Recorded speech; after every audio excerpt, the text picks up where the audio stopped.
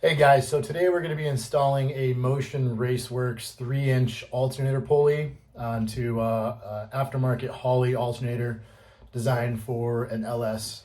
For those of you that don't know, Motion Raceworks makes different size pulleys for alternators to help prevent overspinning the alternator. Obviously, for those of you that have higher revving engines, that the higher revving also translates to your alternator. So you want to get a pulley to help prevent damaging your alternator by spinning it further than the manufacturer actually recommends. This Holley alternator is actually designed to be spun at a higher RPM, but we're still putting the pulley on there as a precaution. I have the same pulley and the same alternator on my car, so I've already gone through this once. But I wanted to show you guys how to shim the alternator. I'm not sure if there's a video on how to do that. It's probably common sense for most people that are doing this project, but the pulley will show up with two different shims, and basically you're going to want to make sure that your spacing on the alternator is correct. So I figured while I put this pulley on, I'll show you guys how to do that, and if you have any questions, let me know. I'll link the video from Motion Raceworks on the different pulleys that they have and all that in the description too, so you guys can check that out. So, all right, let's get started. So here's the pulley we're going to be installing.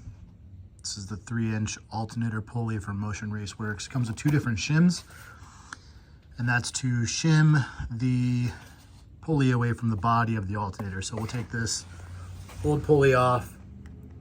I'll measure to see with a feeler gauge how far away from the body the pulley is, and then we'll check the new pulley and see if we need to shim it or what we need to do. All right, so I got my feeler gauge out now. I don't know if this will focus, but this is like 35 thou or so.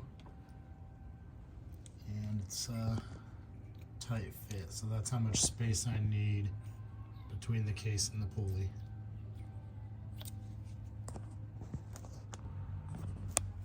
Test fitting pulley.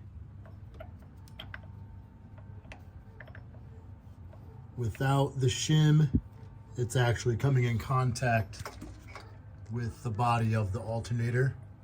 So I know I need to shim it.